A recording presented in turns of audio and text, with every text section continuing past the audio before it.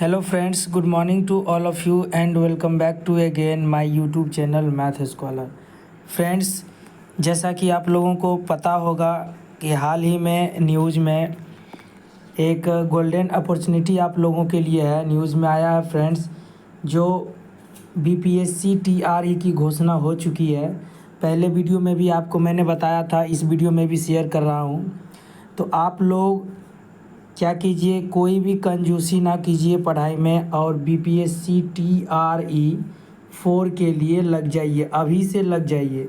ठीक है फ्रेंड्स, क्योंकि जब आपका एग्ज़ाम नज़दीक आएगा तो फिर उस टाइम क्या होता है, जल्दीबाजी में आप लोग कोई चीज़ पढ़ाई करते हैं, कोई चीज़ पढ़ाई नहीं करते हैं, कोई टॉपिक छोड़ देते हैं, कोई टॉपिक पढ़ाई करते हैं। ठीक है, तो ऐसा नहीं होना चाहिए। अभी से ही आप प्रिपरेशन स्टार्ट कर दीजिए।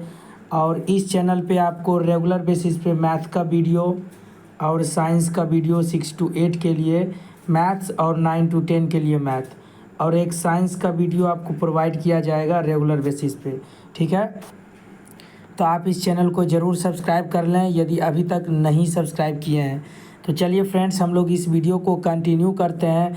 हम लोग पिछले क्लास में देखे थे वीडियो की क्वेश्चन हम लोग किए थे। आपका ये पार्ट 4 वीडियो है यूनिट एंड मेजरमेंट का। ठीक है, लास्ट वीडियो है, उसके बाद ये टॉपिक आपका कंप्लीट हो जाएगा। बाकी जो पार्ट 1, पार्ट 2, पार्ट 3 है, अगर अभी तक आप लोगों ने नहीं देखा है तो लिंक डिस्क्रिप्शन बॉक्स में मिलेगा आपको, वहाँ से जा कर के आप वॉच कर लीजिएगा। और इस जो भी वीडियो में शेयर किया गया है कंसेप्ट और क्वेश्चंस, इससे बाहर आपके किसी भी एग्ज़ाम में एक भी क्वेश्चन नहीं रहेगा। ठीक है, तो यहाँ पर हम लोग ये क्वेश्चन को सॉल्व कर लिए थे। आज हम लोग देखते हैं वंडर वाल इक्वेशन। ठीक है, p + a/v² into v - b बराबर nRT होता है। ये इक्वेशन होता है वंडर वाल का, जो आप केमिस्ट्री में पढ़ाई किए होंगे। ठीक है, पढ़े होंगे।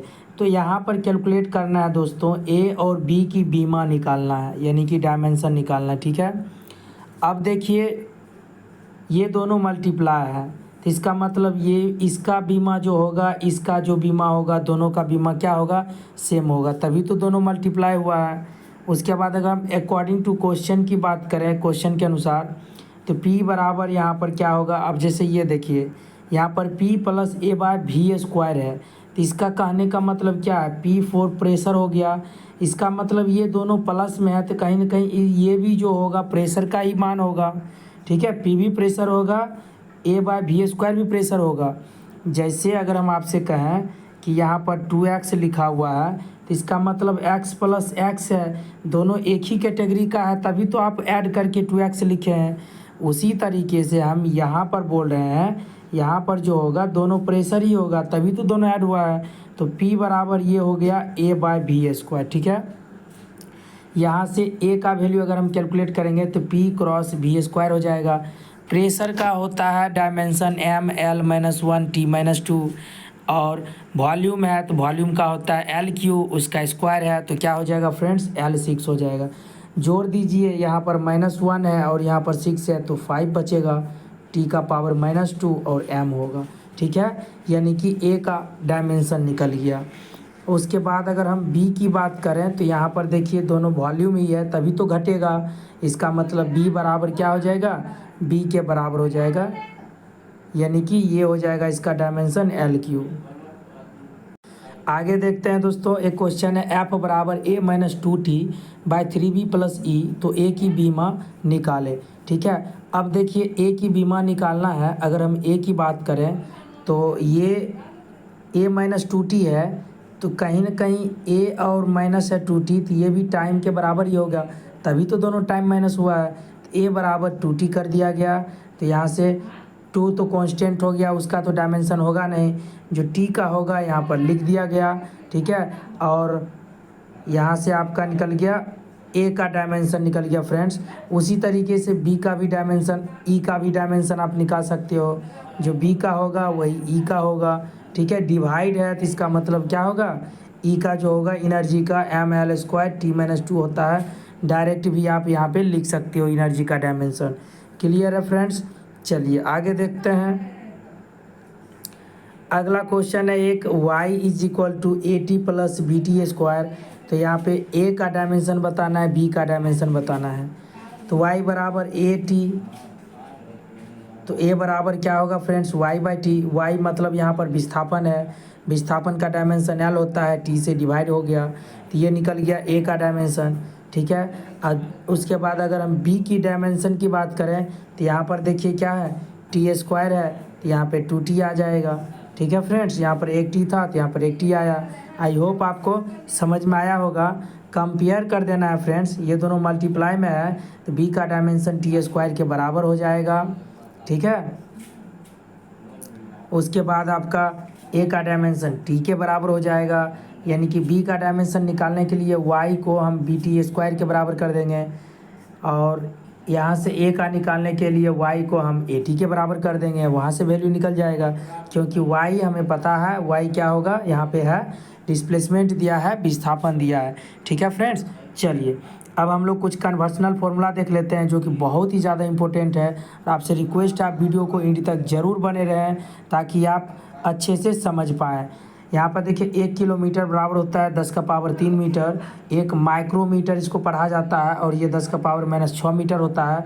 नैनोमीटर 10 का पावर -9 मीटर, पिकोमीटर 10 का पावर -12 मीटर और फेम्टोमीटर 10 का पावर -15 मीटर। ठीक है, ये पाँचों है तो बहुत सारा फ्रेंड्स, लेकिन ये पाँचों आपके ज़्यादा इंपॉर्टेंट हैं, इसीलिए आपको ये याद रखना है। आगे देखते हैं, एक एंगस्ट्रम बराबर होता है 10 का पावर -10 मीटर और इसे अगर आप सेंटीमीटर में कन्वर्ट कीजिएगा तो 10 का पावर -8 होगा। सेंटीमीटर में बदलने के लिए 100 से गुना कर देंगे क्योंकि कभी कभी सेंटीमीटर में भी वैल्यू पूछ लिया जाता है। अब ये है आपका 1 मेगावाट। ठीक है, 1 वाट बराबर 10 का पावर 3 वाट होता है तो मेगावाट में 10 का पावर 6 वाट होगा। एक प्रकाश वर्ष, लाइट ईयर मतलब दोस्तों प्रकाश वर्ष, एक प्रकाश वर्ष बराबर होता है 9.46 गुना 10 का पावर 15 मीटर या 9.46 गुना 10 का पावर 12 मीटर। क्लियर है। अब एक खगोलीय मात्रक बराबर होता है 1.495 गुना 10 का पावर 11 मीटर। एक पारसेक बराबर होता है दोस्तों 3.26 प्रकाश वर्ष और एक माइक्रो कूलम बराबर होता है 10 का पावर -6 कूलम। ठीक है, 10 का पावर -6 कूलम। आई होप आपको क्लियर हुआ होगा, समझ में आ गया होगा। आगे देखते हैं। अब दोस्तों प्रकाश वर्ष किसे कहते हैं? प्रकाश द्वारा एक वर्ष में तय की गई दूरी को ही प्रकाश वर्ष किया जाता है। प्रकाश द्वारा एक वर्ष में तय की गई दूरी को ही हम लोग क्या बोलते हैं? प्रकाश वर्ष बोलते हैं। यहाँ पर अंग्रेजी में लिखा गया है फ्रेंड्स, तो इससे आप घबराएं नहीं। ठीक है, हम आपको बता रहे हैं, आप नोट करना चाहते हैं तो कर लीजिए, कहीं कहीं इंग्लिश में लिख दिए हैं। ठीक है, तो प्रकाश वर्ष किसे कहते हैं दोस्तों? प्रकाश द्वारा एक वर्ष में तय की गई दूरी को प्रकाश वर्ष कहा जाता है। खगोलीय दूरी क्या होता है? पृथ्वी और सूर्य के मध्य दूरी को ही खगोलीय दूरी कहा जाता है। और पारसेक जो होता है दूरी मापने की सबसे बड़ी इकाई मानी जाती है। एग्ज़ाम में डायरेक्ट क्वेश्चन पूछा जाता है दोस्तों, बीपीएससी में एक बार क्वेश्चन पूछ चुका है कि दूरी मापने की सबसे बड़ी इकाई जो होती है क्या होती है? तो पारसेक होती है। ठीक है, याद रखिएगा। एंगस्ट्रम का सिंबल ए का पावर 0 होता है। अत्यंत छोटी दूरी मापने का मात्रक है ये एंगस्ट्रम। तरंगदैर्घ्य को सामान्यतः एंगस्ट्रम में व्यक्त किया जाता है। ठीक है, तरंगदैर्घ्य का मात्रक है। क्यूसेक की बात करें दोस्तों, यह प्रवाह मापने की इकाई है। और बार की अगर हम बात करें तो यह दबाव मापने का यंत्र है। ठीक है, एक बार बराबर होता है 10 का पावर 5 पास्कल, जो कि हम लोग पिछले क्लास में भी डिस्कस कर चुके हैं। थर्म की बात अगर हम करें तो यह ऊष्मा मापने का क्या है? मात्रक है। 1 BTU बराबर होता है 1055 जूल। क्लियर है फ्रेंड्स, ये सभी आप याद रखिएगा। अब हम लोग देखते हैं मेक संख्या। अगर मेक नंबर का वैल्यू, मेक संख्या अगर 1 से छोटा होगा तो उसे हम लोग सबसोनिक बोलेंगे। मेक संख्या अगर 1 के बराबर होगा दोस्तों, मेक संख्या अगर 1 के बराबर होगा उसे सोनिक बोलेंगे। मेक संख्या 1 से बड़ा होगा तो सुपरसोनिक बोलेंगे। और मेक संख्या अगर 5 से बड़ा होगा तो हाइपरसोनिक बोलेंगे। ठीक है, याद रखिएगा इन सभी को आप। और ये मेक संख्या जो होता है अति तीव्र चाल मापने की क्या होता है? इकाई होता है। आगे देखते हैं कुछ महत्वपूर्ण यंत्र एवं उनके उपयोग। बैरोमीटर क्या होता है दोस्तों, यह वायुमंडलीय दाब मापने का इकाई है बैरोमीटर, ठीक है। अल्टीमीटर क्या होता है सेकेंड नंबर में, फर्स्ट नंबर है बैरोमीटर। बैरोमीटर क्या है, वायुमंडलीय दाब मापने की इकाई है। और अल्टीमीटर क्या है, यह ऊंचाई मापने का इकाई है, ठीक है। अल्टीमीटर से ऊंचाई मापा जाता है। लेक्टोमीटर से दोस्तों दूध की शुद्धता या सापेक्षिक मापने में किया जाता है। हाइग्रोमीटर को आर्द्रता मापने में प्रयोग किया जाता है।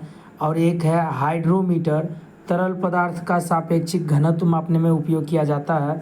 मैनोमीटर है दोस्तों, गैस का दाब मापने में इसका प्रयोग किया जाता है, गैस का दाब मापने में।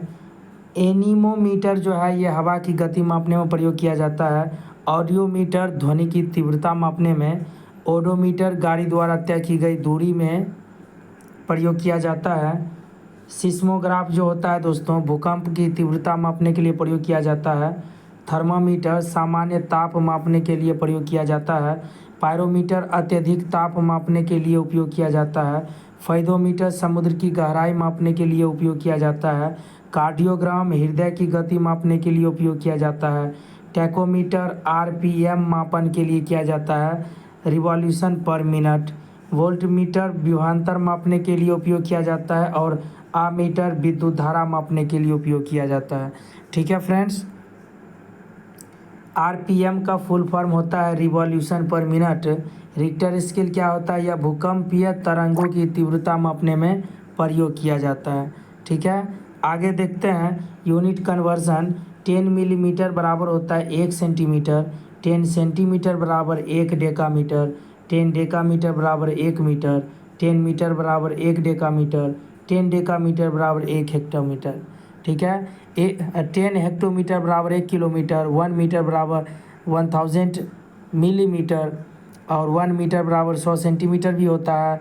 1 किलोमीटर में 1000 मीटर होते हैं। 1 लीटर में 1000 मिलीमीटर होते हैं, ठीक है फ्रेंड्स। आई होप आपको समझ में आया होगा। फ्रेंड्स, आपको कैसा लगा यह वीडियो, अपना फीडबैक ज़रूर बताएं। और यह जो क्वेश्चन है एमसीक्यू, इससे पिछले क्लास में करा दिया गया है, जिसका लिंक आपको डिस्क्रिप्शन बॉक्स में मिलेगा, वहां से जाकर के आप उसे देख लीजिएगा, ठीक है फ्रेंड्स। और अगर इसका पीडीएफ चाहिए फ्रेंड्स, तो आपको वीडियो के डिस्क्रिप्शन बॉक्स में टेलीग्राम का लिंक मिलेगा, उसे आप ज्वाइन कर लीजिएगा, वहीं पे पीडीएफ शेयर किया जाता है। चलिए मिलते हैं नेक्स्ट क्लास में। So thank you very much and thank you for watching video.